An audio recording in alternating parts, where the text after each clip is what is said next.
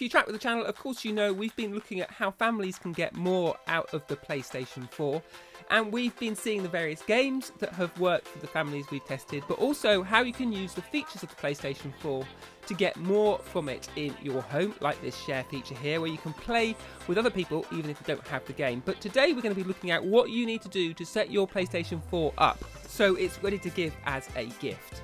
So out of the box, we're here looking at the new format PlayStation 4.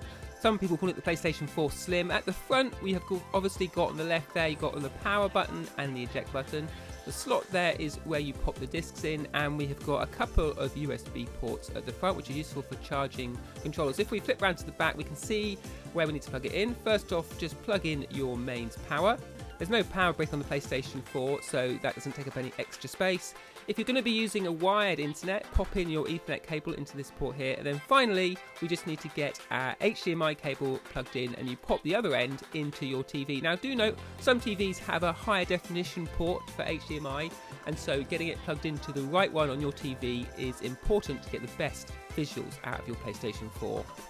Then you just need to plug in your controller via a USB cable to the front here.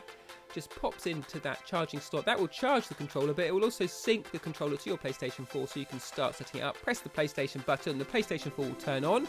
Now the first thing to do will be to set up your PlayStation 4's connection to the internet. So you just check this top button here and then go down to set up internet. Now you can use Wi-Fi or you can use a LAN cable, which was the Ethernet cable we plugged in earlier. We're going to set this up using Wi-Fi because that's quite a common way to set up your PlayStation 4. So go to set up internet connection and we're going to pick easy. It will then ask you to select which of the Wi-Fi networks in your home you want to connect your PlayStation 4 to. Pick the one you want to connect and then enter the password and it will be connected. What you then need to do is to perform a connection test just to make sure that you can access PlayStation Network and the internet at appropriate speeds to enjoy the PlayStation 4 to its maximum capacity. You then want to create a main user for your PlayStation 4, which will be used to log in and save progress in games, and also have attached to it a PlayStation Network account and of course some credit card details so you can make purchases. This is the account that we'll be using as for the parent in the home, and we'll be able to create sub-accounts, which we'll go into shortly, that you can then create for children, and that way you can limit not only their access to different features separately, but also how much money they get to spend each week. Once you've logged in, pop down to the parental controls. Now this is the most important part of the setup for a family, because you can specify not only the different members of the family that are going to be using the PlayStation, but also which features you're going to restrict. A good idea is to go and create a sub-account for the various children in your home who will be using the PlayStation 4. Once you've clicked next on the overview, you need to create a new user for this sub-account. This enables you to specify their language, but also, and more importantly, the date of birth of this particular PlayStation 4 player. Once you've done that, you then need to enter an email address for this sub-account. Now it's important that this is an email address that you check regularly, because details about changes on the account or purchases made will be sent to this address. Once you've entered the email address, you get sent a confirmation email, and it's not until that you've confirmed that this is a valid email address for this user that you can then log in to the PlayStation using this account. Moving on, you can then specify your address and of course setting up how this person appears online. So you can choose an avatar, you can also give them a name, and you can also pop in their first and last name. Then most importantly, you can look at the different options here, chat, the messages and user-generated media, as well as setting a monthly limit for how much they can spend. And it's a nice way to dole out some PlayStation 4 credit to let them make some small purchases in the store without having to ask a parent. Of course, if they want to make more purchases or there's a particular game that they would like to buy, they can do that by coming to you as the main account holder and getting permission to do that. It's also worth noting that you don't have to have a credit card linked to your account. You can simply use vouchers or physical games in store. And of course, looking at PlayStation Plus, you can buy that online, but also there's a PlayStation Plus gift card, so you don't have to put your credit card details in if you don't want to. Now, as you can see, you can also then pop back to parental controls and restrict features in general across the whole of the PlayStation 4.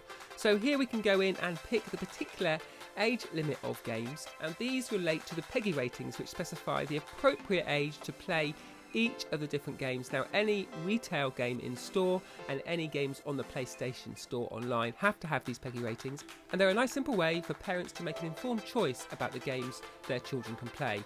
You can also specify separately the age limit for Blu-ray discs, and then of course you can set that same level for DVDs as well. Working our way down the list, there are some other settings you can specify for this PlayStation 4, restricting some features, but most importantly, you need to set up a passcode that only you know as the parent who is controlling this PlayStation 4, as access to this password will enable a user to go and change these settings. So once you've done that, you're all set to go to play games nice and safely in your family. Moving on, another thing you should consider in setting up your PlayStation 4 is getting a PlayStation Plus account. As we specified in our previous video, this is a nice way to access a sort of a ready-made catalogue of games as well as getting discounts. It also opens up the option of cloud saves to back up your progress in games and also playing online with other players. To access this, you need a monthly subscription which you can sign up for here. If you do that, then you've got that ready and set up on the PlayStation, and also you can then go and download some of those games so that they're ready to play when the PlayStation is opened on Christmas Day or a birthday or whenever the gift is given. If you head back to the PlayStation Home, you can see that downloading progress underneath the game you have selected.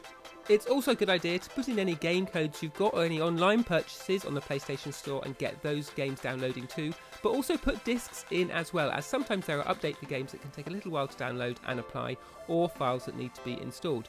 If you get all that done, you'll be ready to go on the big day. Finally, have a look at the apps that might be of use to your family. As we said in our previous video, there's a whole range of features, whether it's watching movies, watching TV on iPlayer, or even just browsing YouTube. Get those apps installed so you don't have to wait when it comes to Christmas Day.